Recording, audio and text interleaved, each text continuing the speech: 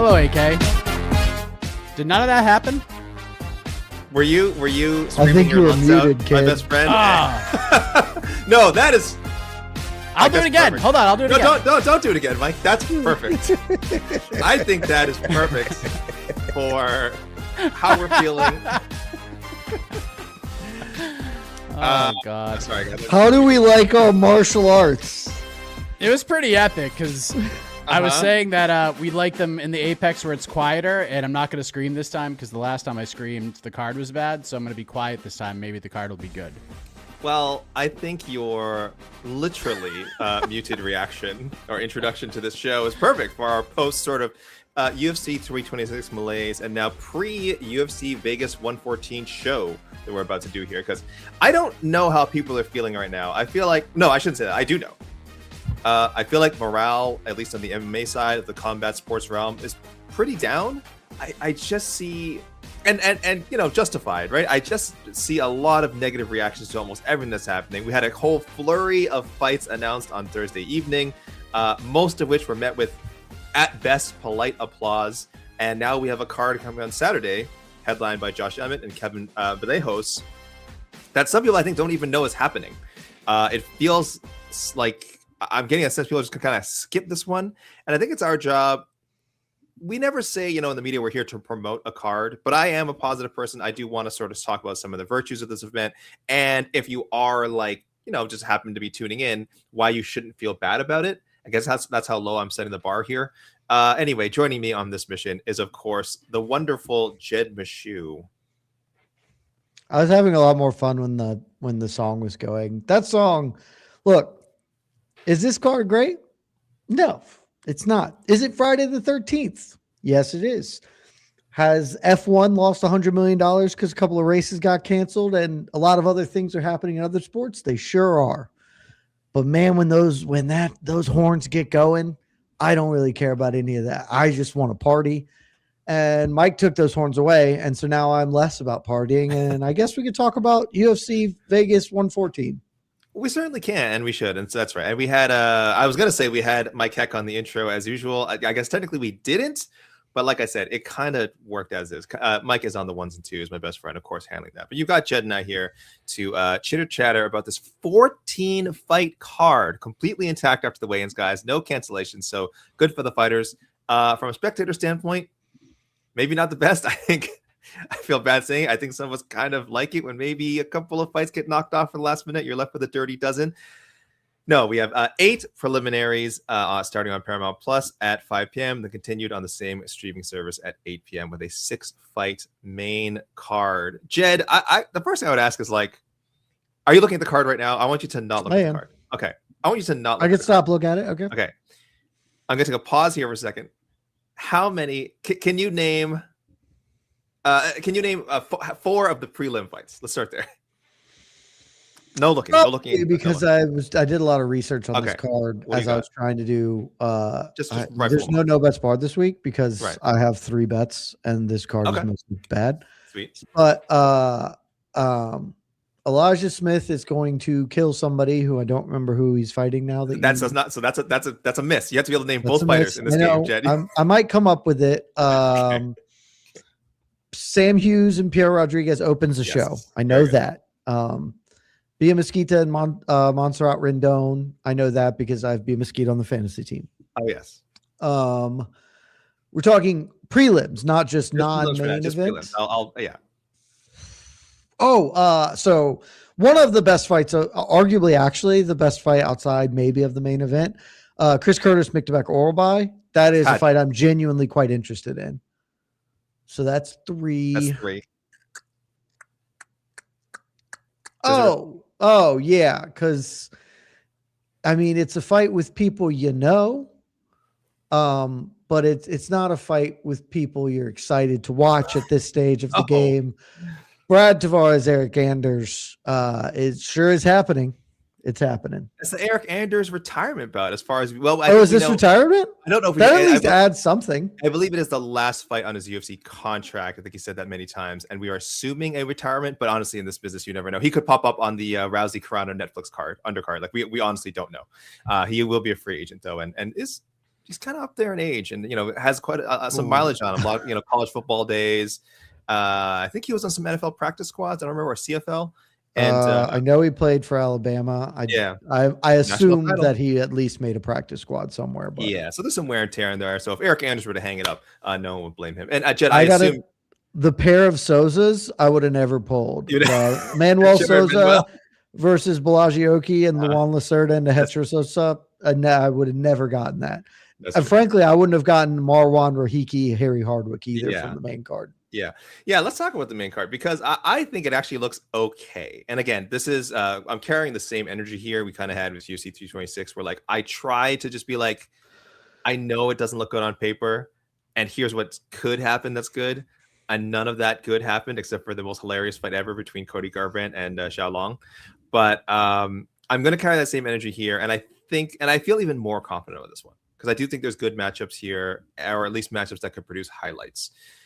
And we have a storyline in the main event, Jed. I feel like there is a narrative here. It's a very tried and true narrative. It is, of course, a MMA lifer, a guy who feels like he's been around forever, in Josh Emmett, longtime contender, facing the next big thing, Argentina's Kevin Vallejos. I got to get this right. Kevin Vallejos. I believe that is how it is supposed to be pronounced. If I'm butchering it, I'm sticking with it. If I'm butchering it, guys, I'm at least going to be consistent with my butchering it. Kevin Vallejos, who everyone sees as a future top 10 guy. I don't know if a win on Saturday will necessarily do that. I think Emmett in the UFC's rankings is currently. I had this up. Good question. I know in ours he's 12. He is 11 in the UFC rankings, but Brian Ortega is number 10, and he's going to come out. And he's going to leave. Yes. I don't know why he's still there. So this is functionally for a top 10 ranking. It is. For okay. Vallejos. So ostensibly there's that, or Josh Emmett holding on to a top 10 spot, as he has done before in the past. Has not been a great run for him lately. Lost 4 of his past 5 fights. He just turned 41 years young. He looks great for 41, he looks man. Great shape. About 10 days ago. Jed, give us, of course, your people can see it, but just explain your fart score for the card, and specifically your level of excitement for this main event. Level of excitement or intrigue, whichever word you want to use. So for those of you who are new here, welcome. Happy to have you. This will probably be the thing that makes you think this is childish and I won't spend any more time on this particular YouTube channel. And I understand it. I have a system of scoring fights. Technically, I have 2 systems. I have one for good fight cards and one for other fight cards.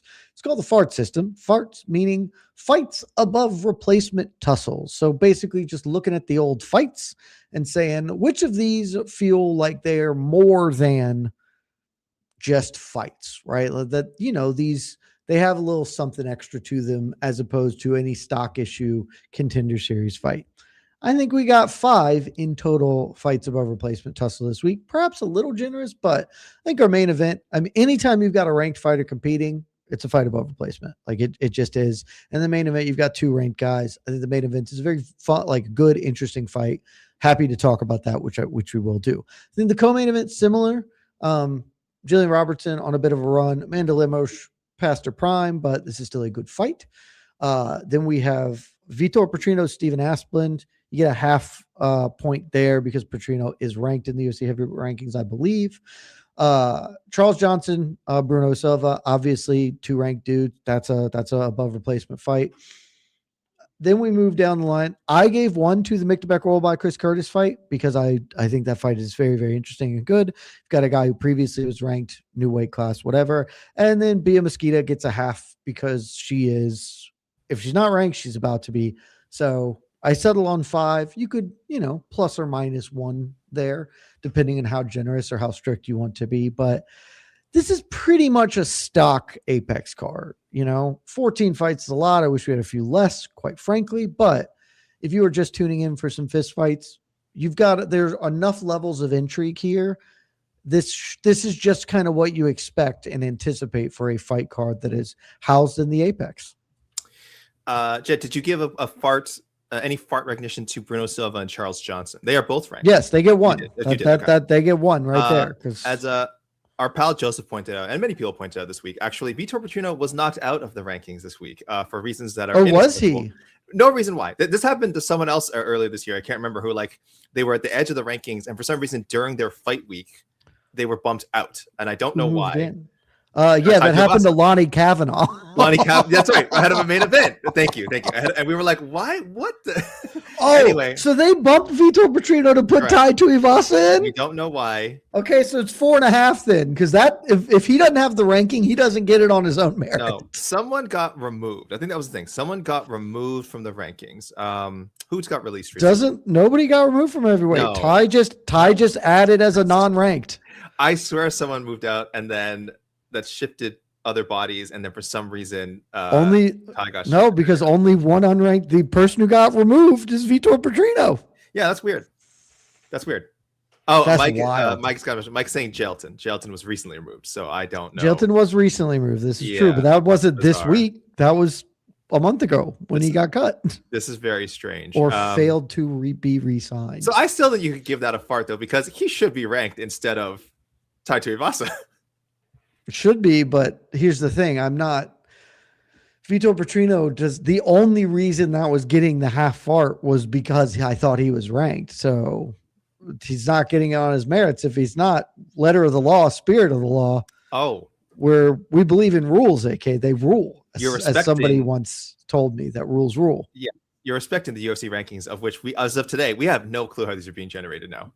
We really have no idea. We don't know if they've stuck with a panel or if they supposedly started using AI or if it's some other. I also respect our rankings. Vitor Petrino is not in our ranking. Correct. So if he was in our rankings, we could reevaluate. But yeah, so 4.5, which I think I did the math last year at some point, and I think the average was like 4 to 4.5 fights above replacement for Apex cards. So it's just the middle of the road.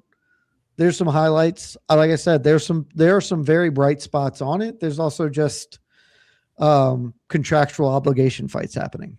There's a lot of that. And again, we saw that also with the announcements on Thursday. A lot of why is this fight not happening? Amanda Lemos and Jillian Robertson. Why is this not happening in Winnipeg? I'm not just saying. Well, yes, I mean she's known in Canada. It's very silly. What happened with Aljamain?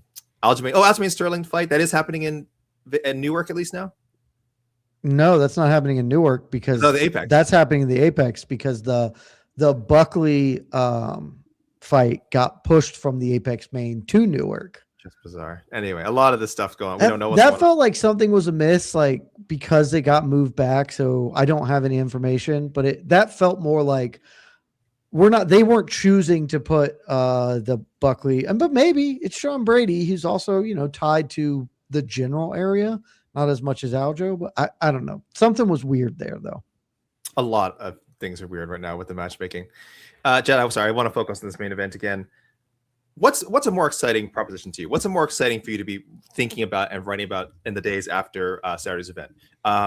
Josh Emmett and Vallejos had a back and forth, just fight of the year candidate, or Vallejos styles on Emmett and either wins a really dominant 5-round decision or finishes it. What would you, if you could book this pro wrestling style, what would you want to do what do you think would do better to get more buzz? A fight of the year candidate for Vallejos, win or lose, or him just styling on Emmett? Oh, I think it would be better for him to style on Emmett. I think that's why this fight is happening. Josh Emmett very tough, but and if you have been paying attention to Vallejos in the way I have been super high on him since before he signed with the promotion, he didn't even really want this fight. Kevin Vallejos has been very clear, they're moving me faster than I would prefer. He's still only 24 years old. They're trying to launch him up as basically his 145s in a state of transition. Alexander Volkanovski is the champion right now. I don't think anybody thinks he will be the champion by next year, either because he will simply leave the weight class in the final act of his career, or somebody will get him. And so he's, a little bit of the champion emeritus going on, and we're looking for who are the guys who are going to take the division forward. There are a bunch of rising new names, and Vallejos is one of them. So I think that's what the UFC's thought process here is. And I think that's also would be the best outcome. It'd be great if there's a fight of the year. Nobody's stock would get hurt, but Josh Emmett's 41. He's not fighting for the belt again. And Vallejos is 24 and super talented and could be a reigning champion one day for them. So if he can style on Emmett, they can say, all right, look, because the long-term goal, I think, for all parties is Jean Silva, Kevin Vallejos 2 for a belt, right? Like they fought in Contender Series. It's a great fight. Jean Silva won. Kevin Vallejos was like 20 years old at the time. So I think that would like be an ideal world to work towards. And we get closer to that with Kevin just styling all over Josh Emmett on Saturday, which could happen. Josh Emmett still got plenty in the tank, it seems, though. So maybe it doesn't. I see in the comments, Blaze108 says, I know this is a bit of a sadistic take, but I'm really excited for this card. Bunch of really fun prospects. Yeah, that's actually kind of another thing we've had going on in 2026. I think the UFC has been very aggressive with matching up some of these older guys with, younger cats who might be able to take their spots. Like I said, we saw that last week with Cody Garbrandt and Xiaolong. That's what was supposed to happen anyway. And if we're like just judging a fight as a fight, Xiaolong pretty much beat Cody's ass for 3 rounds. He just should have stopped kicking him in the ding ding. Maybe he would have actually won the fight. And there's been other matches like that this year. And I think we have matchups coming up as well. I think on the upcoming docket where it's like, oh, here's a guy with like 15 UFC fights and he's facing a guy with 3 UFC fights. I wonder what they're angling for here. So mileage may vary. Some people like that. Some people don't. Definitely feels like that's kind of what we're getting in Saturday's main event. Jed, you recall when Josh Emmett fought Ilia Topuria, right? Sure do. One-sided win for Topuria. I remember, though, there was some, I don't say disappointment, but I think some people thought he should have put Emmett away or something, or like, oh, why didn't he turn it up in the 4th and 5th round? He was so clearly in control. Does a performance like that, let's say a very similar 50-45 win for Vallejos, where like no knockdowns, but just like clearly in control. I think Topuria did knock Emmett down.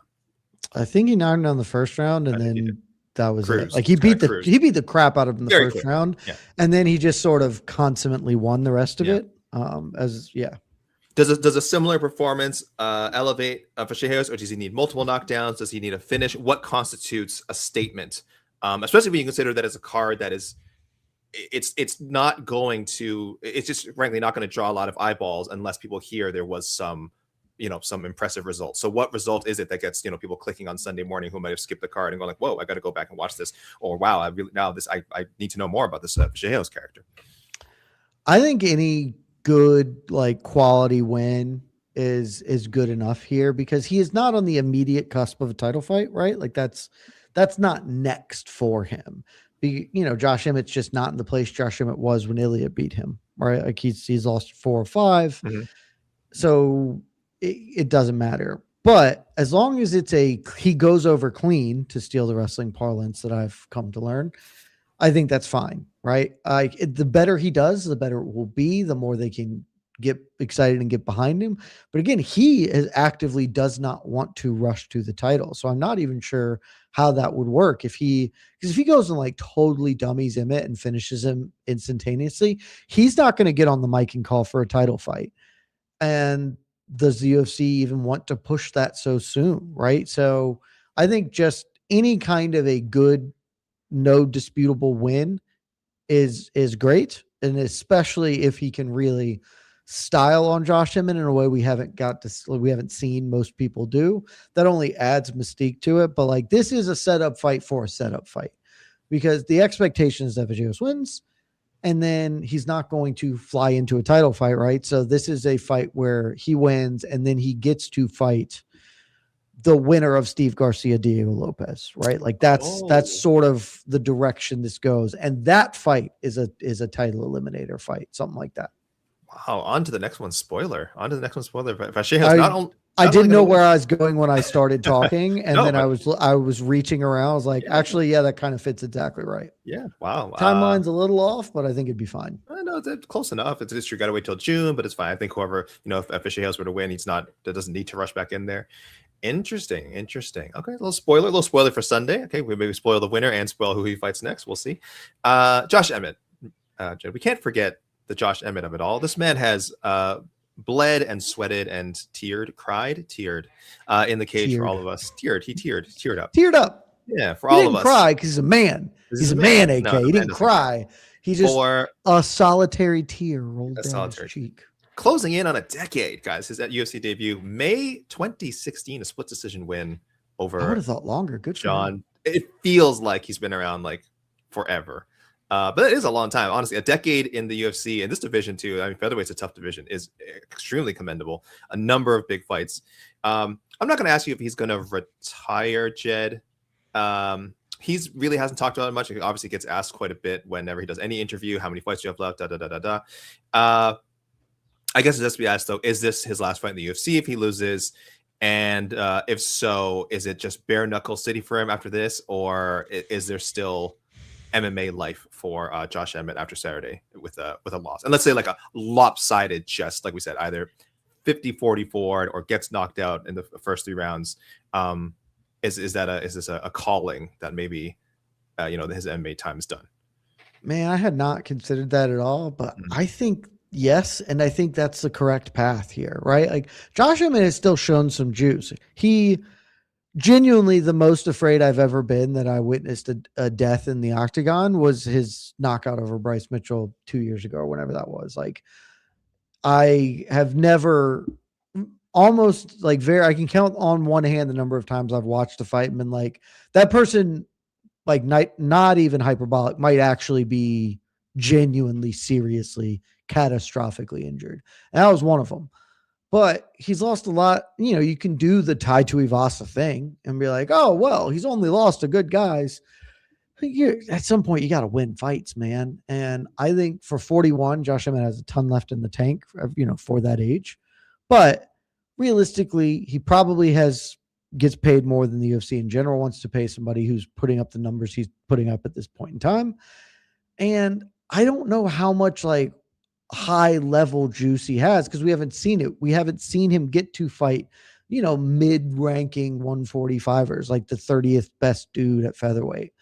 And that's just not how the UFC works. So I think the UFC will part ways with him after this, should he lose on Saturday. And if that happens, he could go fight somewhere else. I kind of think this would be an ideal time for him to make the move into a BKFC because, right, like he's always been a big puncher. And that feels like you don't want someone to go into BKFC when they just have absolutely nothing left to give and it's a pure cash grab. But right now, as the like final act of a career for a guy who's mostly known for using his mitts, you could do some fun things with him over there too, man. I know Jeremy Stevens is now booked to fight in the UFC again, but like sign me up to watch Josh Emmett and Jeremy Stevens get throw down in bare knuckle, like you could have some fun with him in BKFC. So this is one of the very rare times to be like, I hope that is what happens. I think that's the best fit. Well, Lazy Bad has suggested in the comments, why not just run it back, Jed, in the UFC now that Jeremy Stevens is here, like you said. Just push it up to 125. Don't worry about cutting weight. Of course, Jeremy Stevens responsible for the one time that Josh Emmett was knocked out with just brutalized him with some nasty elbows. So yeah, they could run that back in the UFC. They don't have to do that under bare knuckle. So maybe that's another reason. I don't think Jeremy Stevens is long for the UFC. I don't know anymore. They can bring him back whenever they want. They just bring him back whenever they want. Come back in the first time. Now I really don't understand this fight with Team Green. No. I don't get it, but I guess that's on offer. Yeah. So maybe we haven't seen the last of Josh Emmett this year. I don't know. Again, I don't know what his contract status is. Could be 1 fight left, 2 fights. I don't think this is the last fight on his deal. So like if he goes, I think it'll be like having to be cut, not just a not re-signed. But yeah, something to chew on, and doing bare knuckle in the future does make a lot of sense. I don't want to be one of those fans or one of those people in the media who's like, oh, we need to wring every last bit of like combat sports like enjoyment we can out of these athletes. Like if Josh Emmett were to like win or lose tomorrow and then just retire, I'd be very happy for Josh Emmett and say, good for you. You've done it. You owe us nothing. But if the big money offer comes along from a BKFC or something like that, and Josh Emmett wants to sign up, not going to criticize that either. Jed, we got to pick this fight. Is this one of your bets? We'll go over your bets. This is one of my bets. Okay, this is one of your bets. So hit us up with your prediction for the fight, sir, and let us know, what is the bet? Is it someone straight up? Is it what are we? Or prop? This is the start of the climb. This will be I've made the financial determination that this is very likely to be the last $100 climb. I believe this is climb 13. Wait, what's going on? Is it a funds issue? Are we? Yes, I can't keep doing this. Financially, I can't. That doesn't mean the climb is going to end because I love the game. I think it is fun. But like the second time I ever did it, I got up to 20 and I immediately cashed out half of it. And so I was like, oh, if I can just sort of do this, I can kind of do this in perpetuity. If I just need to get to 10 and then I can at least like future fund things. That hasn't happened remotely since. And so Zellhuber keeps happening. That's the problem. Yeah, he really does. It's ruining it. And then, like this is iteration 12 or 13. Like, so this is the last $100 one. This is the last this is it's already in, so we're running it. But this is the one. You're gonna make it, Jed. Don't you get it? This is the last. That's the hope. One. That's the hope. Lucky 13 is what they always say. And so we roll this one as far as we can. If we at least get this up to, a number where we can future cash out, then we have more funds and can run this again. But I can't just keep burning $100 every like 3 weeks. That's just not the way. Unless you guys at home want to start donating way more money, I can't keep doing that. So we will probably drop it down to 10 because I could basically do that in perpetuity. Just so people know, you're not Drake. You don't have a sponsorship with Steak where you're. I do not. That's the thing. If one of those people wants to sponsor us and sponsor it, I'll do this forever. But that's just not the world we live in at this moment. So this is probably the last one. Lazy Bed just pointed out it's Friday the 13th, Jed. It is, and this is lucky. Climb. This is lucky 13th climb. Oh my gosh. I'm excited, man. This is where it begins. We're gonna look back lucky on this and laugh, man. This will be great. Yeah, and the climb is Vallejos. It was going to be a double header, but by the time, because early in the week I was also going to climb with Bia Mesquita. Earlier in the week she was like minus 550. By like Wednesday she had jumped to minus 7 something. She's too big. She's too out of the price market. But Vallejos, he's been my guy since he lost to John Silva on Contender Series. I really like him. I think the best comp for him is Ilia Topuria. I think he's not quite as athletic as Topuria, but like stylistically, there is a fair amount of overlap in how they go about things. Emmett's 41. If Emmett comes and blows him up, honestly, just credit to Josh Emmett. Like that's a terrific win, showing he's still got gas left in the tank. But I just think Vallejos has too many tools on the feet. He's just a craftier boxer. As long as he doesn't, even if Emmett wants to go to like a wrestling heavy game plan, I think that could work maybe in a 3-rounder. I don't think that'll work in a 5. I like Vallejos to, when 49-46 is 50-45s, just sort of piece up Josh Emmett over time and maybe get a finish. I will say to me, one of the primary differences between Vallejos and Topuria at the respective stages of their career, not now versus now, right? But like when Topuria is 24 or whatever, is Topuria is a much bigger hitter, just like pure out of nowhere can put your lights out. But Vallejos has that too. It feels like it's less of a Topuria's game was built to punish you. Vallejos' game feels much more, it's built to beat you. And then in the process of this, I will find the way to turn your lights out. It's not like I'm going to put you against the fence and lower the boom with this right hand, So that's how he knocked out Giga, right? Like you didn't see like, oh, he's kicking Giga's ass and then he buried him. He was kind of winning and then back fist, boom, game over. So I think that could happen, but otherwise 50-45s, 49-46s, Vallejos gets it done. I like it. I'm going the fun option. I mean, I think that makes a ton of sense. I initially thought decision, I think when I first saw this fight booked, and then as I was diving into it, I'm like, yeah, it's really hard to put Emmett away. Like we said, really just Jeremy Stevens, who like is one of the you just really tapped him, but he's been submitted. He just has not been carried one time by Jeremy Stevens. So again, really legitimately one of the hardest hitters of this generation of fighters. So I don't put Vallejos on that level. But I do think there is like a hurt him and then like a consistent barrage of strikes finish, like a TKO. I think we might need to see that. I don't want to make it all about the age gap. It's like 16-year difference, and this guy's so young and so fast, and Josh Emmett has been in so many fights, and the chin must be at a certain stage, and blah blah. Like it's so unfair to say that, but it is also reality sometimes. So I do feel like it might just not the durability of Emmett just might not hold up like it used to, and I feel like he's going to get hurt at some point and just isn't going to be able to find that gear to recover, and we get a TKO. I'll say round 3. I'm going to say TKO round 3, so midway through a a 5-round fight. So there we go. We're both going Vallejos. The question is, people, what do you think? Will it be a finish? Will it be a decision? I didn't even put out a poll. I imagine it'll be 95% Vallejos. So seems pretty likely. Yeah, What's the Tapology poll? Oh gosh, say? probably even higher. Tapology has 93%. 93% Vallejos. That is a very high number. 66 predicting a knockout. Yeah, But, that feels right to me. Honestly, that seems like like more than not. But Emmett's a tough dude, you know.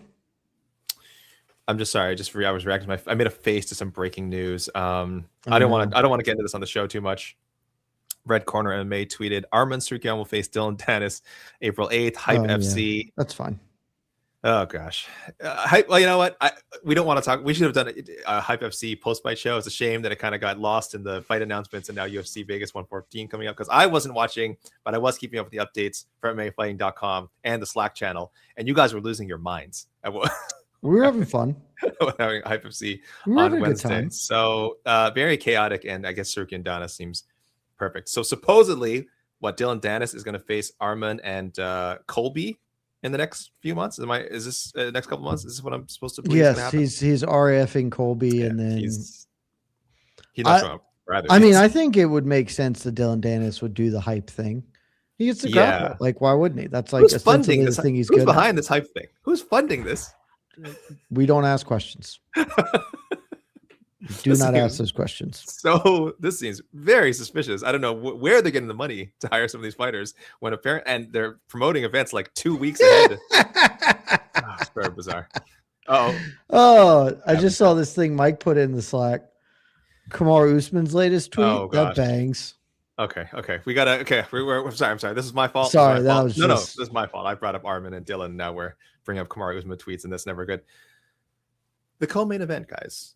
Serious stakes here. Actually, the fight with the most stakes in the entire card. I see people asking in the chat: is this a title fight, a number one contender bout between Amanda Lemos, who's fought for the title before, and Jillian Robertson, who is not fought for a title before, was kind of an intriguing talent at 125, never really found a consistent run, has dropped down to 115, and is kind of crushing it. 4-0 down at strawweight.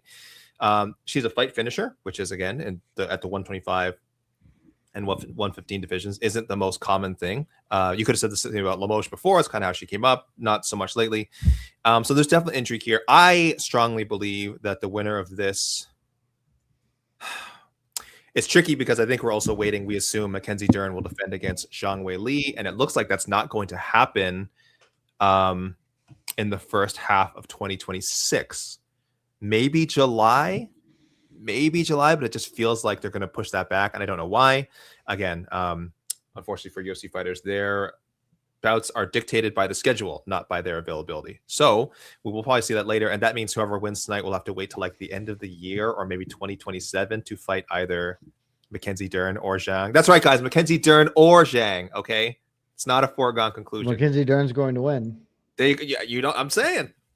I'm sure everyone in the comments thought I was just like, oh, Zhang's going to win. And then the winner of it. No, we don't know. I'll tell you, those announcements yesterday, I didn't make mention of it, but as I was thinking about them, I was like, a lot of people that got drafted for everybody are not competing in this season. Because like I had Merab. It seems pretty obvious Merab is likely to not be fighting in the first half of the year at this point in time now. Piotr Jan, the other side of that, who Guy had, not fighting. Gable Stevenson. Mike, I know you are steadfastly hoping that he gets to be the mystery last man had to the White House card, but it does not seem likely. Conor McGregor, who Damon boldly took, and Zhang, who Damon took less boldly, seems like they're not fighting. Like just a lot of those were announced as like, man, going to kind of have a lot of people who seemed like locks to compete in the first half of this year just sort of get held up. Weird. We don't know about July, right? Aren't we still? This runs through White House. This runs through White House. Okay, so we're kind of White House. We're set then, pretty much, right? At least for some of those bigger names, you're right. Like some of the I mean, we're mostly set. Jose's got like Peyton Talbot who could find his way onto one of these cards. Fatima Klein. I think Fatima Klein could still kind of sneak in there. That's right. Oh no, you have Fatima Klein. I'm sorry, I have Fatima Klein. Don't. My women's weight classes are cleaning up. Bia's about to do the damn thing on Saturday. I got Tallis and Teixeira getting 2 bites at the apple. Oh, that's right. Zhang just got booked. Zhang just got Sorry, booked, the other yeah. Zhang, not Zhang Weili. Sorry, Zhang. Diego Lopez at the White House, baby. Let's go. Oh, damn. These guys got you points already, too. What the? Okay. All right. You did all right. All right. Jose is the first person who's going to have a fighter with 2 fights, as Charles Johnson already gave him a 0 ball earlier this year and is now giving him whatever he gets this weekend. Oh, I didn't even realize that. Well, I got to update my. Yeah, I have a separate document up from yours. I got to update this. I got a few guys coming up again. I got Josh Hockett. I can't wait for Josh Hockett. UFC 227. I thought you were going to be the first double dipper with Hockett, but I forgot that because Charles Johnson wasn't supposed to fight here. Lonnie Kavanaugh was supposed to be fighting this weekend. Then Charles Johnson stepped in because Kavanaugh got pulled. So, man, Max Holloway needs to get back in there. Max Holloway. That seems deeply unlikely. Hockett at the White House after he runs through. Hockett versus Stevenson at the White House. There you go. Both of you get to be happy. Who's Josh? I literally said that and Mike's head perked up from whatever he's doing. Who's Hockett fighting again? He's got a top 10 guy, right? He's fighting Derek Lewis. Is he fighting Derek Lewis? No. Who's he fighting? Oh my goodness me. Curse Blades. He's fighting Curse Blades. That's who he's fighting. Really big opportunity for him. Lemos versus Robertson, Jed. Yeah, it's a good fight, man. No, I'm just sorry. My whole point going into the show, Jed, was I was trying to give this card not its flowers, but trying to I told myself I'm going to host and I'm going to focus 95% of this card and not talk about the White House, not talk about 326, not talk about the fights that were announced Thursday. What can you do? MMA has its life of its own. This is a good fight. I'm Canadian. I'm rooting for Jillian Robertson. I can admit it. Also, because let's be honest, it's just a bit fresher. Lemos, I'm rooting for her, because it's something new. Lemos had fought for the title already. I think even if she whooped Jillian Robertson, and let's say Zhang went on to beat Mackenzie Dern, unlikely, but let's say that happened. I don't think they would book Lemos Zhang too. There would just be no. I think at that point. No, I think you've done this the wrong way. The more likelihood is that if Lemos wins, because she does have a win over Mackenzie Dern. So that's a bit I don't think there's any chance Zhang happens, but once Mackenzie beats Weili, then maybe just by virtue of having a victory, that opens the door. But I'm with you. It's deeply unlikely she's fighting for the belt. It would be much better if Jillian Robertson did. Yes. Fresh name. She's pretty, I feel like she's on a great run, man. She's on a great run. And again, like I said, she has the reputation of a finisher. She has the most finishes in women's MMA. In the UFC or something like that, with Amanda or something like that across 2 divisions, right? She has the most finishes in UFC women's flyweight division. She has the most submissions in UFC women history. Damn. So there you go. Not a boring fighter, and she is tied for most finishes in UFC women's history with Amanda. Pretty good. Honestly, this is kind of the Canadian hope that we've been looking for with respect to Mike She's Malott. The best fighter your nation has. Listen, Mike's got a big fight coming up, Mike Malott against Gilbert Burns. That'd be a huge stand if he takes out Gilbert Burns. But yes, right now we are hanging out. I love that you said Mike because you didn't say Ayman Zahabi, who has a big fight booked as well. Okay. I will say I think Jillian Robertson is closer to a title fight than either of them. I legitimately think if she impresses. If Ayman somehow beats Sean, then he actually probably will get to fight for a belt. But Jillian Robertson's on a 4-fight win streak. She's looked awesome since she returned to strawweight. Yeah, I like this one. Her last, she's lost to no one at strawweight. Right? No, but she lost to somebody when she came back to strawweight. No, and then she's been on this run. She lost her first fight back to strawweight. Hold on, I totally forgot. Oh, Tabitha Ricci. That's right. I'm sorry. 5-1. Oh, wow. Do you know when she lost to Tabitha Ricci? I don't. The night Josh Emmett fought Ilia Topuria. My gosh. Is that a good omen for her or a bad omen? I don't know. Okay. It doesn't seem good. The last time she fought on a card with Josh Emmett, they both lost. So that's probably not good. Man, you know who else? Oh no, different Bruno Silva. Sorry. Okay. I was like, and Bruno Silva lost. But still, what happened? But that's a different Bruno. That's the middleweight Bruno Silva. Lindado. Okay, but he lost. Yeah. He did lose. I think we have a new parlay, Chad. Should we do the times a flat circle parlay? I like it. Except for not to spoil it. I thought Jillian Robertson was going to win, so I tied her together with 3 other people that I thought were going to win for my second bet of the weekend. I'm trying to right. Well, you don't parlay underdogs as you taught me long ago. You don't parlay underdogs. You don't parlay underdogs. Okay. Let's just pick the fight winner of this fight, Jed. I think we've gone. I think Jillian Robertson won, man. Okay, give me how does she do it, Jed? I mean, the way Jillian Robertson does. The thing is about Amanda Lemos is a talented grappler, but she is not a like super good wrestler. Give me a moment. I want to look up a stat that I had earlier, but I lost. So I'm going to pull it back up now. But, you know, Amanda Lemos has given up a lot of takedowns. You know how many takedowns she gave up to Zhang Weili? 6 of them. It's a lot of takedowns. Zhang's a little more physical, a better wrestler than Jillian is, but I think she can get takedowns. She can control the grappling. I don't anticipate Lemos threatening her too hard, and all she needs is 2 takedowns basically to win this fight. I don't know if she gets a finish. I think it'd be great if she did, but I think I more envision this. She is going to win at least 2 of the rounds, primarily top position grappling, and get her hand raised and have an outside shot of fighting for the belt, you know? I'm a little concerned about the wrestling. She is a grappler. Her takedowns have gotten a lot better, certainly more effective at 115 than they were at 125.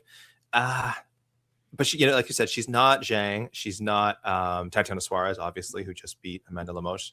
I do have some concerns. She does get hit sometimes too. I think Amanda Lemos can still hit big. I am picking Robertson. Like I said, I'm being super optimistic here. I think she will take her down, and she's so aggressive usually when she gets fighters down.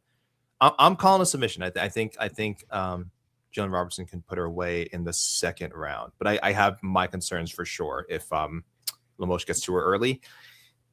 It'll either Lemos can finish early or just rattle her so badly that it just doesn't go well for Jillian the rest of the fight. So I'm concerned, but I think Jillian's a logical favorite. I think we can all safely say we might have a new contender at 115 after Saturday night. We will see. AK, you are a weigh-in man. Mike, I took this over. Don't worry. But this just popped in. Sure.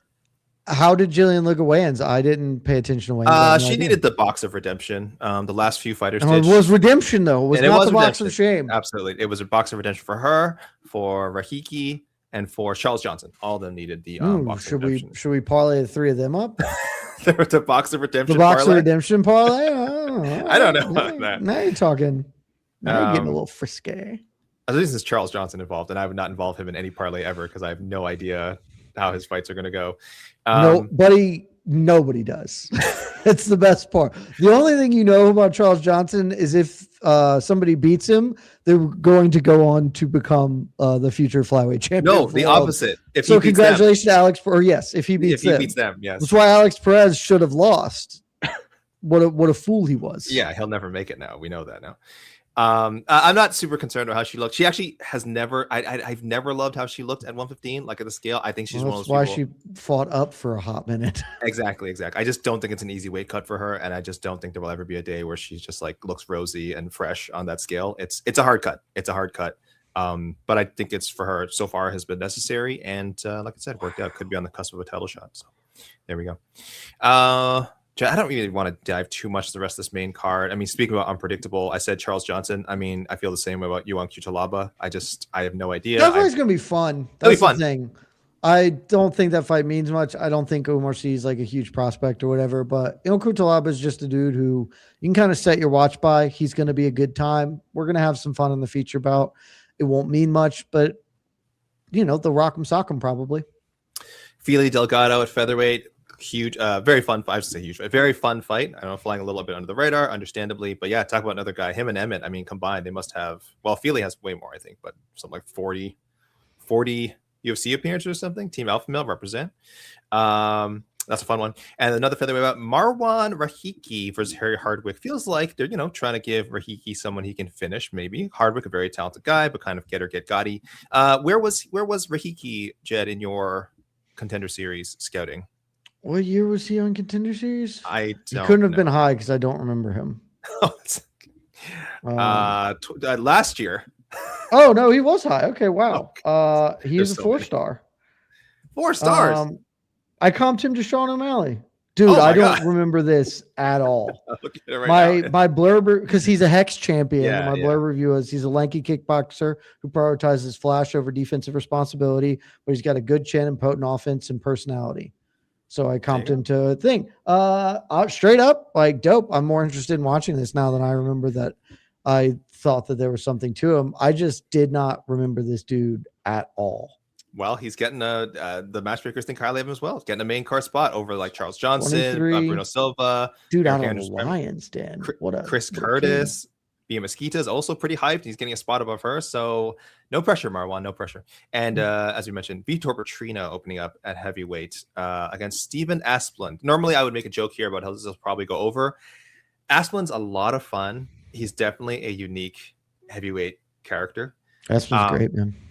And I do think I would be very surprised if this goes the distance. I haven't checked the line. I have to imagine it's a pretty tempting line, but also I don't think I think someone's going to put someone away. Probably Petrino putting him away, but unless it gets heavyweighty. But I didn't take an underdog shot on him. I kind of want to take an underdog shot on Asplund here because I don't think much of Petrino, and Asplund is, I mean, he's just very gamey, like he's not super talented. This is a dude who at best can hope to get a ranking, right? But he's got personality and he comes to scrap.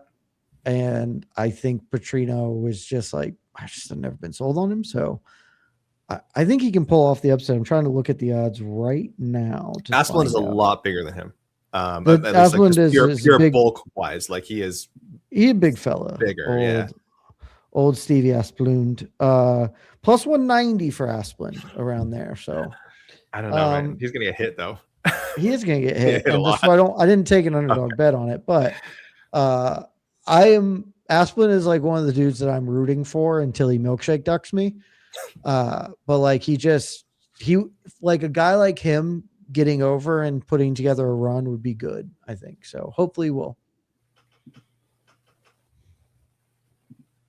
What was your? Oh, I'm sorry. I thought you were. No, I just said hopefully he'll get over. Okay. Oh, hopefully he will. I'm sorry. I didn't want to. Yes. Okay, let's look at the prelims here. We've got Charles Johnson, Bruno Silva. Again, ranked flyweights, fun fight. Charles Johnson taking the Lonnie Kavanaugh. This was supposed to be Lonnie Kavanaugh. This is such a weird thing. Lonnie Kavanaugh instead got the Brandon Moreno fight. Worked out pretty well for him.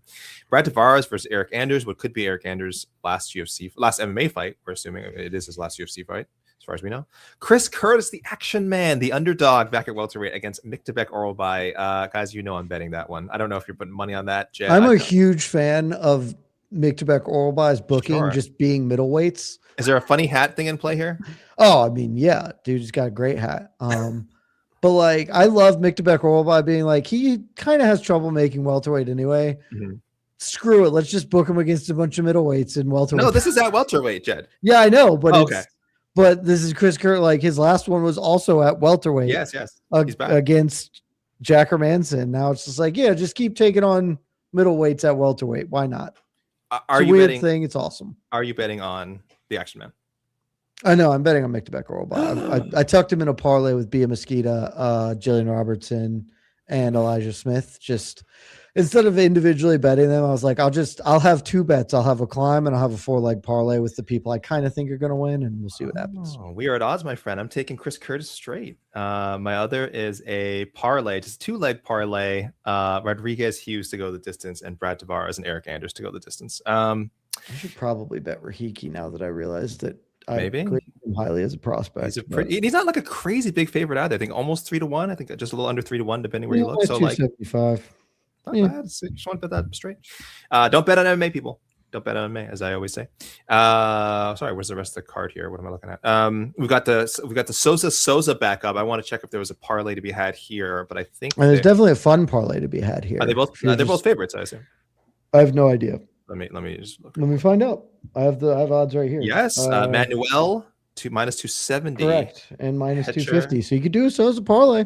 Listen, we had a lot of fun with the Cody anti-Cody. And frankly, probably should have cashed. It shouldn't have. It also definitely shouldn't have. But like, we were on the right side of the anti-Cody parlay. And again, it was worth it. Honestly, it was funny. It was really great. I have no regrets. Gimmick. I love gimmick parlays more than most. Honestly, just as a result of that, I might do the Souza parlay for fun. Souza. I love gimmick parlays. They're the best. Bia Mesquita, highly anticipated, guys. Montse, going by Montse now. Her name just keeps getting shorter and shorter. Montse Rendon. Is that really? She actually going by Montse? That is what's on UFC.com. That is what they said at the weigh-ins. Montse, I think. Montse. Rendon. Rendon. She is a big underdog. I'm pretty sure. Oh yes. Oh my goodness. You were saying biggest dog on the card. You were saying Bia's odds soared during fight week, and rightfully so. Again, she is sort of one of our hopes to be an intriguing contender in 135. They will push her very quickly. She's not exactly young in the game as it is. Obviously, had an extensive grappling career. Now is kind of doing her MMA thing. Elijah Smith, another big favorite. I do want to point on that. Mm-hmm. I mean, I think Bia Meshew is going to win. Monsieur Rendon has never given up a takedown, so something to be aware of. She's never given up a takedown in the UFC. I don't think it's going to matter, but who has she fought that would take her down is the question. She fought Tamiris Vidal, I think, tried to take her down and failed. That's also part of it. She hasn't faced like a ton of grapplers in that, like, good ones, but just putting it out there. She has never given up a takedown, which is important to know. I would add Monsieur Rendon turns 37 on Monday. Not that it matters. I'll also add the Monster is a great nickname if your name is Monty. Yes, Monty it's solid. The Monster Rendon. That's A+ nickname work. It's not as good as who has the good nickname on this one? Marwan Freaky Rahiki. It's a terrific. That's great. That's very good. Really good one. That's very good. Elijah Smith that probably wins nickname of the week. Last week, Art of Knockout, obviously, always one of the funnier nicknames. He has to never get a knockout though. I know, it's the best. Never. I want him to keep doing it. Okay. I think this is true, and I genuinely apologize if this is not true. I believe Kevin Vallejos' nickname is El Chino because he looks kind of Asian. This is what I've heard. I think that's it. I believe he said this, I think, yes. Yeah, which is just like deeply silly and funny. Like, that's like a real nickname because that's what friends would name you because men are stupid. Yes. And you can only get away with that in certain cultures. If there was like a white guy, an American fighter who looked like vaguely Asian and he wasn't like, had no heritage at all, and they called him like the Chinaman or something, we would be like, oh no. Buddy, I want to be super clear. I would literally never say that word on air because I value my job. I have a pass. I can get away with it. Yes, I know. I was making it clear who said it wasn't me. I don't want to get fired. If people listen to this in podcast form, please do not get confused. Jan said did nothing wrong. Can't say that. Alexander Kamkai Lee, who made that offhand comments. Do not worry about that.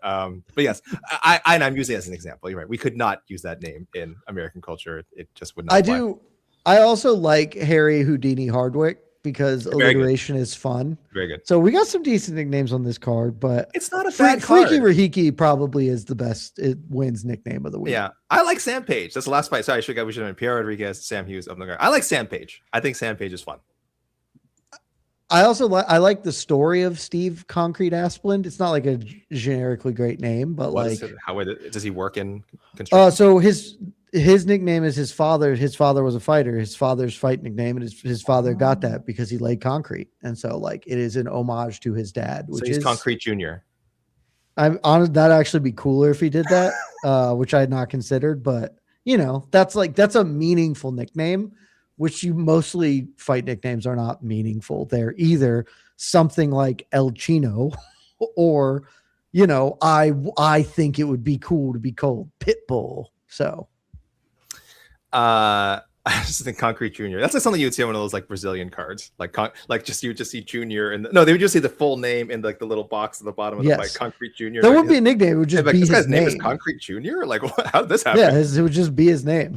Maybe a whole Little Rhonda Concrete Junior. What the? Yeah. We'd have to message Guy. What's going on here? What is going on? Yeah. Concrete Junior. And then he'd give us that whole story. Okay, guys. See, we're laughing, we're smiling. This card isn't that bad. Again, I'm not telling anyone. If you have. To all my educators out there who are about to enjoy a lovely... We're laughing because you said a word me and Mike can't say. We're moving on. And it sent us off the rails. We may have to edit it out in the... I'll be honest. Timestamp. Mike, you can timestamp You said it so like... You just threw it out there without... And you can, but it was just like without a care in the world. It was wild. We're moving on, guys. We're moving on. The one day AK hosts. I gotta tell you, this is a way better preview show than I thought we were gonna No, have. I knew it would be. I knew it would be because I think, like I said, I think the mood going to 326 was pretty like we were pretty down, even though we were excited for the main event, and then after we're just like, oh my gosh. And the whole discourse, I won't get into it. I know you guys had to talk about it doing the links and everything. I don't need to get that discourse further. Mike, let's go to the questions. What do people have to say about this card? I know a few questions have been flying by. This is for me, but I'm gonna give it to everybody. Who will have the best post-fight speech of the night? Who's gonna get one? Who's gonna get one? Because I'll say this of the Paramount era, on the nights where they're like, the pacing's really cooking. If you win a decision, you're just skipped. You are not getting a post-fight. Like you're just, especially in the prelims. Nope. I think if you get a finish, I think they've been pretty consistent. If you've gotten a finish, obviously they need to fill airtime. Yeah. Okay. We have a bunch of options. I do think a lot of these fights will end inside the distance. I think there are two names that jump out at me. Go ahead. And the one I'll vote and give is I'm going to back Steven Asplund. I think he's going to upset Vitor Petrino. And this is the guy who pretty famously after his Contender Series win, which again was like a record-breaking win. I think it was the second fastest finish in Contender Series history. And he gets on the mic and is like, I'll do anything to be in the UFC. Dana, I'll suck your toes. As if he wasn't getting a contract with a 6-second knockout anyway.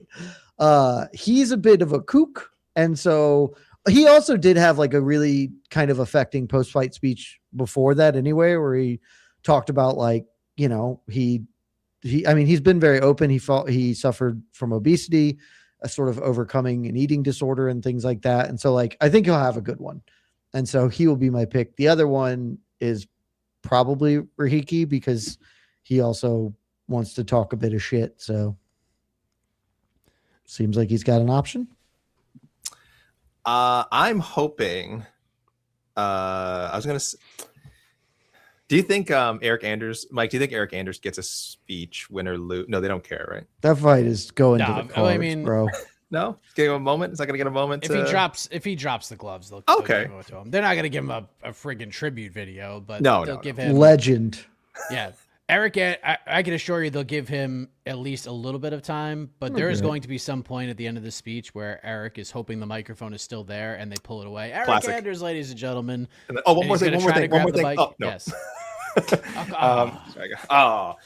know what? I'll say Chris Curtis too, because I think Chris Curtis can get the upset. Chris Curtis is fun. I love hearing Chris Curtis talk. I think he's going to have himself a nice moment after he beats Orlby.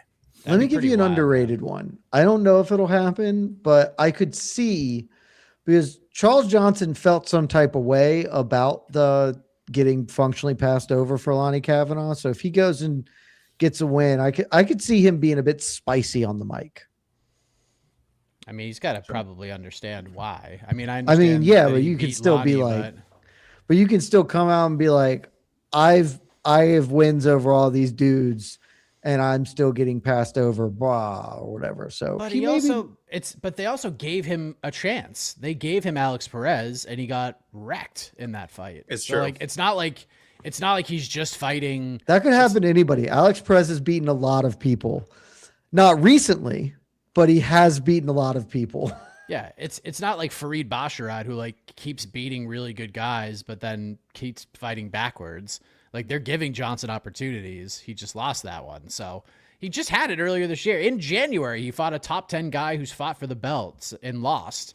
So, I mean, if he wants to be spicy, we'll certainly take it, because I feel like we're going to need all the spice we can get here. But yeah. And Kevin Vallejos is going to beat Josh Emmett, and then he's going to call for somebody, and we're going to be like, it's going to be very boring.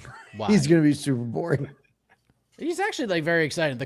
He had like an incredible night in December, and then he calls out Cub Swanson, and it was just like, what? Why would you do that? That's what he wants. He wants to do that, not fight up the rankings. It's a little weird like that. I asked him about that. You'll see that clip tomorrow when it drops. What else we got? Lazy Bet again. With a stoppage tomorrow, Jillian can surpass Amanda Nunes for the most finishes in UFC women's history. What's the likely reason she doesn't get much coverage? Is it quality of competition? No titles? That's a good question. It's the no titles thing. It's not. She's never even fought for a title, which is like but that's they talk hard. about Oh, this is true. I was gonna say Derek Lewis, but he's fought for the title like 3 times. If she might, I'd honestly, her profile would just get bigger if she fought for a belt. Yeah, and maybe she will. But like, if you are a fighter who feels like you're in a like this tier, not the title competition tier, they broadly just won't give you that same level of juice unless you have something else, unless you are super popular. And she's not that over. She is just sort of more quiet by nature. And so I think it's a confluence of those things. and I'll be honest, I can't remember most of those finishes. Like I'm a fan. I mean, she mostly RNC's people. Sure, but I could not, like, I honestly can't name. I can't name the people she RNC'd at 125. Like, and she has the record for the most. And like, again, I mentioned Derek Lewis again, a wide comparison for sure. But I can remember Pierre Rodriguez, who's fighting on Saturday. She armbarred her. But compared to someone like a Derek Lewis, again, who fought for titles, but also I can remember his finishes like distinctly. Like, I have like 5 or 6 off the top of my head burned into my brain, plus the post-fight promo power.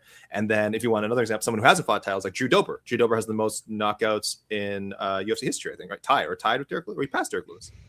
Anyway, I think something like that. It surely didn't pass him. And I remember a lot of his knockouts as well. I struggle a little bit with Jillian, again, even though I credit her so much for being a finisher at 125 and below, which is not a common thing. But yeah, there's that. She's also got the whole Canadian "I'm so nice" thing. That's kind of her gimmick, and it just doesn't go far. I like it. I'm fine with it, and I'm sure her call out will be very polite after she beats Amanda Lemos. But that's not what goes viral, and that's not what unfortunately gets you a lot of push from the promotion. I think there are 2 other things. Yes, go, Mike. Go. No, I was gonna say she's very popular on social media. There are a lot of photos that are a little bit more risque than you would think. Than she would say, I did not know this. Okay. So she gets a lot of like support there, and then she gets on the mic, and it's just a little bit of an issue because she is nice, and sometimes like she'll say something that seems a little more piercing, but it's just like, oh, we don't buy that from you. I don't know. It's very weird when it comes to Jillian. And honestly, like, I think I give her so much credit because there was a time where I thought like Jillian Robertson to me was like Makwan Amirkhani, whereas like if she would dominate a first round, if she didn't get somebody out there, that is an insult of the highest order. No, but that's how it was. Like, if most of her losses, like early on in the UFC, where she dominated the first round, almost got a stoppage, but once she didn't get it, she'd get super frustrated, and then she'd lose. She would lose the fight. And Dean Thomas, like, when I talked to him about what has changed with her mentally, like, agreed with that. Like, she just would get so mad that she didn't get the finish that she would just kind of mentally fall apart. You could tell that is gone now, especially with, like, since the Priscilla Cachoeira fight. She just keeps running downhill. She keeps sprinting downhill, and she's really good, man. Like, she is a good fighter, and a win here is big. She's not getting next. She's probably gonna have to fight again after this, but puts her in a really good spot. If she can go and submit Amanda Lemos, go out there and finish her, like, that's an impressive win. That's an impressive outing if you can go out there and finish her. Zhang couldn't finish her. I know Lemos was one half of the worst fight of 2025 last year, although I don't really put all the blame on her because she did try in the 3rd round. But yeah, it's a big spot for her. I think it's a must win. I think she absolutely has to win. Probably. Her title hopes are like hanging on this fight, no doubt about it. I won't say quite that because she's still 30 in a weight class that's old, but it's pretty big. I pulled up a record, and I actually think the answer is very obvious as you look at it. One, people do remember submissions less than they do knockouts. Like, they just stick in your head less. But it's really like, this is the longest win streak of her UFC career, is the one she is currently on. She's never won 4 in a row in the UFC. At flyweight, she won a couple, lost one, won a couple.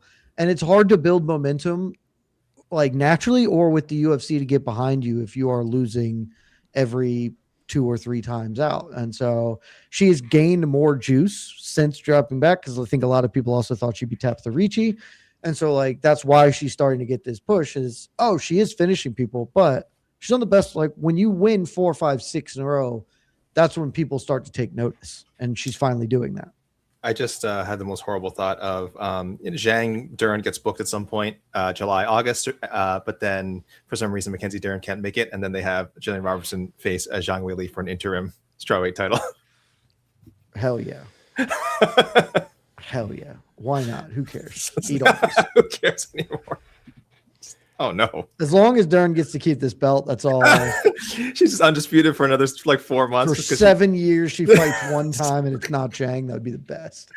I feel like we're headed towards it. I really do. I really feel like we're headed towards it. I genuinely have sold myself the total lie that she's going to beat Zhang. Okay, even better. But I'm buying my own lie. I know logically that that's insane. Don't care. I'm hook, line, and sinker. She's beating Zhang if they ever fight. I love it. Keep this energy. It's going to get booked at some point. Sorry, I had to respond to a Slack message. Okay, RS40D1C. What is up, guys? Is Quillen Soul killed? Why is he got to bring up this name? Is Quillen Soul killed all that Daniel Zellhuber should have been? I feel like he can become a champion at lightweight. I'll start, Jed, while you compose yourself. Jed, compose yourself. I'm fine. Way too early to say. I don't know who that other person you mentioned is, right? But I know who Quillen Soul killed is. Yeah, it's way too early to say. Very promising. But I don't know. I certainly view him. If I was to say, what do I think of them through their first 4 UFC fights? Yeah, I mean, Salkeld is pretty far ahead of Zellhuber at this point. But I don't know if I'm ready to anoint Salkeld just yet. Big opportunity coming up. Is he facing Dariush now? Yep. Instead of Manuel Torres? Okay, so there you go. They moved that fight forward a week for Dariush and gave him a dude who's probably going to hurt him. Even worse than Manuel Torres was going to. So there's just no escaping it for Beneil Dariush, unfortunately. But yeah. I mean, it was a weird way to get there, AK, but I'm happy to take the Otno point for the correct pick for Kill and Sal killed. I'm very happy. Hey, nicely done. Oh, yes. They finally got it right. Thank you, Manuel Torres, for not competing. I mean, to some extent, he is what Zellhuber's supposed to be. I would say let's hold our horses on future champion talk. He's 26 and he's looked quite good. He has not faced a murderer's row of opposition thus far. He has put them to the sword, which is what you would hope, in a guy like that. But he is shaping up to be among my worst calls from Contender Series. Him and Carlos Prates are basically my 2 worst calls on Contender Series at this point. And for similar, not the same, but my issue with Prates was he was old. I was like, he's too old to really make noise. That was just wrong. And with Salkeld is I do think he is not a great athlete. He's not a negative athlete, but he is not a plus athlete. And I thought that would hinder him more. It has yet to. I do sort of wonder how his game continues to develop, but he's super young and he's on quite a run right now. And I strongly anticipate he's going to add to it against Benny. But Benny will be the toughest dude he's fought. And if he doesn't nuke Benny immediately, Dariush is a wily old veteran. So, maybe we can pump the brakes on future champ, but he has definitely done far better than I anticipated for himself, and credit to him. Yeah, Benny loves taking people into the proverbial deep waters. But gosh, I hope he does not get hack pressed. That was the scariest knockout of 2025. That was it was pretty very, very scary. I was pretty dirty. Masters of the Universe Classic. What is up, our friend Mike, AK, and Jed? What do you think to Bo saying he hasn't signed the contract yet, so Colby can sign if he wants? That's not only harsh on Kyle Dawkins, but UFC would have booked Colby if they wanted that. LOL. Yeah, really messed up thing for Bo to say. He has a fight. I really hope Kyle Dawkins beats him. I think that is straight up bulletin board material for Kyle Dawkins. I really am surprised. No, I'm not surprised. I think Bo is. I don't even go as far as he's necessarily an arrogant. I do think he's very careless with his words. He's very, very careless with his words. He doesn't. You can see it when he does a lot of interviews in a row, because there'll be some contradictions of things he said, like an interview 2 days before, and you're like, oh, this doesn't really adding up. He just talks a lot sometimes without necessarily thinking, and I do think he's running off his mouth here. I wonder what his management thinks about this. Is he? Who is he with, Mike? Do we know a major? Is he with a major management company? Bo Nickal. Yeah. Yeah. Okay. I forget who. No I think he's with the same group as Brian Ortega. Okay. He's not by. Oh yes, like a Brian Mackenzie Butler. Dern. Brian Butler guy or something. No. Oh, not anymore. I think he's with Tiki, but Tiki. Okay, but I Mike, what's your take on that? No, because you're right. You're right. Bo Nickal has everything you need that everything you would look for as a promoter for a mixed martial arts prospect or somebody to put the rockets behind. The problem is he opens his mouth and talks, and it's so bad. And I've said this, and Colby, like I've literally talked to Colby about this, and he has said the same thing to me. I talked to him backstage before the RAF 5 match with Luke Rockhold. Bo Nickal, if there's ever a fighter who needs a pro wrestling manager to talk for him, it's Bo Nickal. Like literally, nobody else needs it. Nobody needs it more than him. He's a good fighter. He's obviously got accolades. He's talented as hell. But when he opens his mouth, he puts both feet in there every single time. Like it's really, truly unbelievable. The decision making he has in these moments. Like even at that RAF 5 presser, when Colby and Luke were kind of like ganging up on him, I'm sitting there in the back filming all of this, and I'm thinking to myself, don't say anything. You don't have a microphone. Stop talking. Just like let it happen, and then you can respond later. And what does he do? He talks and just gets annihilated and gets viralized and posterized verbally. And we're like, what are you doing? Like, understand like the position you're in. And then, you know, eventually he went on Twitter and was like, all right, Colby, let's just fight. And like, that was perfect. If he had just done that, it would have been absolutely perfect. But again, now he's like, Colby, I'll just fight you instead of Kyle Dawkins. But then like 2 tweets later, he's like, Dawkins is a tougher fight though. I'm like, what are you doing? Like, you're doing this so wrong. You're so bad at this. Like, how are you so bad at this? Come on, man. It's crazy. This dude should be like one of the more popular guys in the roster. I know. And he's becoming one of the least popular fighters on the roster. It's bizarre. Paul Heyman, call that man, pay him 30% of your money. It will be worth it. I promise you. Give up a bunch of your money and have Paul Heyman come out and you just stand there looking like an idiot, looking like somebody that everybody wants to punch, and let Paul talk for you. And he will be over like Rover. I don't get it, man. Like, understand what's happening here. Know the room, read it well, and don't say anything. Let somebody else say it for you. It's just, this would be an incredible gimmick for Bo. Be the first, be the only. This would be perfect, but he won't do it, and he'll continue to be disliked and more disliked. And if he beats Kyle Dawkins at the White House, 80,000 people in that park are going to boo the shit out of him. They're going to boo him. He's going to get booed out of the building. Now, the 4,500 people who aren't going to be watching the fights, like Bilal Muhammad laid out, and I thought that was brilliant on his part, like they'll be like, yay, and Bo will talk to the president, and he'll shake his hand and all that. But, man, you'll be able to hear the boos from that park around the way, and it's tough, man. Really, really tough. I'll say first, there's zero chance that the UFC like just changes their minds and throws Colby on the card against him. So even suggesting that is just stupid. Just zero chance. I was saying, sorry, I will say it's incredibly 2% chance. 2% chance. There's never a 0% chance. 2% chance that happens. 2, man, he had very little to gain from beating Kyle Dawkins in the first place. Now he like cannot lose to him. If he loses, I will say this: if he loses to Kyle Dawkins, it's over. Like he will never. I don't like to say never. He might. As soon as I saw that fight, dude, I was like, he might lose. And people were saying already he has very little to gain and now a lot to, especially saying this, essentially like saying like, oh, I don't care if I fight him or not. Oh boy. And Kyle Dawkins is very active on social media. He will respond to this, and he will latch onto this as a storyline going into this fight. Like, he's not going to just ignore it. It's going to be really bad. Like, Bo cannot lose this fight. Just cannot. It's over if he loses this fight. He has had, I think, the worst managed MMA career since Aaron Pico.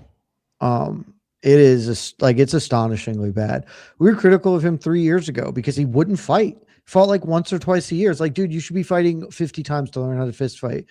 And then he fought, I mean, granted, the best middleweight on earth in RDR, and he got cooked. And so it's just like, yeah, maybe you would learn how to fight that dude if you had fought a bunch before, but instead you're fighting maybe twice a year and you're taking a bunch of time off, and that's not how prospects develop. And he sets himself back by saying stuff, and now he's latching on. The Colby fight was okay in a very specific moment of like, oh, he's talking shit, let's just fight. That is a natural thing.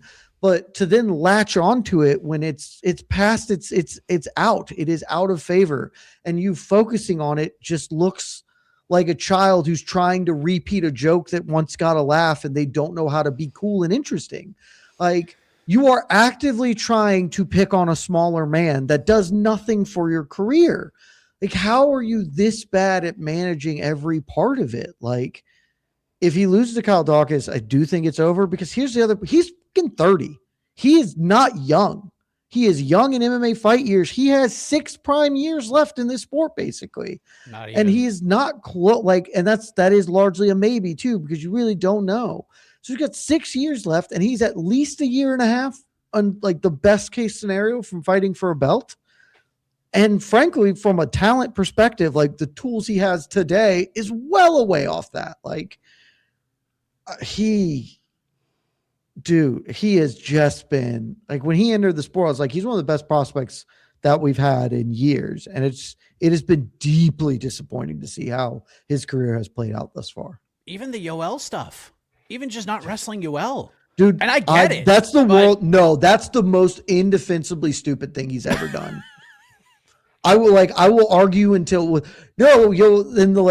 other wrestlers were telling me I was crazy to think about it, even think about taking it. And I was thinking about taking it, but now when he was over by that much, so I was like, dude, just wrestle. It's not a fucking fist fight. Who gives a shit? It's meaningless. Wrestle his ass. It indefensibly bad, in my opinion. Yeah. He's just, God. He is a tough hang. Let me give him one very small shout out. When the White House card was announced, I polled my normie friends. It's like, how many fighters on this have you heard of? And one person had heard of Sean O'Malley and Alex Pereira, probably the most loosely connected to MMA. I was like, I know who Alex Pereira is, and I know who Sean O'Malley is. I was like, all right, cool. And one dude who went to college at Iowa was like, why do I know the name Bo Nickal? I was like, because you went to college at Iowa and he went to Penn State and kicked the shit out of your boys in the wrestling match. It's like, oh, yeah, that's why I know him. So he's one of 3 people that my normie friends had any idea who they are competing at the White House card. Bo, just win. Just win. And that's Yeah. all. That's the best thing you Don't. do. It'd be way funnier. Oh, man. It'll be. Jed, how would you feel if we did a post-fight show after UFC White House God, and we were laugh talking a lot. about Kyle Dawkins finishing Bo Nickal and Justin Gaethje finishing Ilya Topuria? I mean, that would be what a mega. If I've thought about this a lot, I think if Justin Gaethje somehow upsets Ilya Topuria, it is like right there at the very top of the greatest things that's ever happened in the sport. Like it is right there with Misha Tate winning a world championship and Leon Edwards' last second heroic head kick. Like just the most unexpected, incredible Disney freaking movie storylines that have happened in this sport is right on par with any of them. It will never happen, but I wish this was like 04 Pride and the night before somebody just straight up poisoned Ilya Topuria's dinner and he Okay. All right. Hold on. Walked into the cage and like they were just transparently cheating like they used to do in Pride to get people over. I wish that would happen. It's not going to. I want to be very clear. Okay. But if we channeled some Sakakibara in 2004, that'd be banging. I'll tell you what, man. If Kyle Dawkins does this, he is gonna be over like Rover, man. Like he needs to do it and then fight like 6 weeks later and get back in there because he's been like the Kevin Holland fight. He was real close to getting there, and then it ended in such a wonky way that like it was just like, okay, nothing happened. If he goes out there and just beats the hell out of Bo Nickal at the White House, like the reaction to him is going to be huge. Like everyone's going to want to talk to him. He will be one of the bigger headline pieces if he goes out there and does this, because people will be so happy for him and just kind of happy in general. And because Bo's kind of put himself in that position, what a moment it would be for Kyle Dawkins. What a career changing outcome it could be for him if he goes out there and does this. It'd be crazy. Especially because like, and this is going to come off a little bit critical of Kyle Dawkins, but I mean this with love and affection. He is the meme of the soldiers, and then there's the dude in the clown outfit. It's like everybody else on the White House card kind of makes sense, and you're like, Kyle Dawkins was kicked out of the UFC a year ago. What's he doing here? And it's just like, yeah, I'm just here to party, man. And if he shows up and wins, we rock so hard. I just want to say, employees expressing that they would like to see a fighter be poisoned does not reflect the opinions of MMA Fighting or SB Nation or Vox Media. Let's just make that clear. So that's. Look, I'm just saying, 04 Sakakibara Pride, Critical Countdown 2003. Just talk to Rampage Jackson. Some shadiness happened. Sometimes it's for the good of the sport if you don't know who you're fighting or whatever other untoward things. They intentionally take, you know what, you're right, AK. Poison, that would be bad. Maybe we take Ilia Topuria out for a night on the town. Sure. And he just gets blasted drunk the night before he fights. Can't we just like break the fire alarm system in his hotel or something? Do we have to, you know what I mean? Prank calls. That is a crime too. Oh, you can't do that. Public vandalism, by the way, is reflected from the employees. Is not a reflection of MMA Fighting, SB Nation, or Vox Media. I'm just saying, we go out, we have 12 bottles of wine with Ilia Topuria, really enjoy ourselves on Friday night, and see what happens when he steps into the cage on Saturday. Oh, thank you, Mike. I was about to say, I think we need to wrap. Thank you, everyone, for joining us on the UFC Vegas 114 Emmett. This show was wild. Preview show, and it needed it. Because I feel like people aren't feeling the energy, the aura of this card. So, 14 fight card, people, starts at 5 p.m. Eastern time on Paramount Plus, and the main card also on Paramount Plus at 8 o'clock. We'll of course have a pre-fight show 4:15. And a post show where only Mike will 4:30. be on because AK and I are about to be fired. 4:30. Mike possibly doing the post-fight show solo. I'm checking my emails right now. I've been refreshing for HR complaints. If you don't check your emails, you can't get emails. That's how you got to think about legally, it. Yes, legally this is true. So anyway, guys, join us pre-fight show, the show itself, all the fight, all the covers on MMAfighting.com, recaps, results, highlights, all that good stuff, post-fight show, and on to the next one on Sunday. Mike, what else? Oh, you're just waving. Okay. That's it. Bye, everyone. We'll see you. Bye-bye. We'll see you over the weekend. Love y'all. I'm sorry, Ilia Topuria, and anyone who may be offended. If he gets sick during that fight I didn't mean it. If he gets sick during that fight week, you are in trouble. I will give you a kidney if that is what it takes.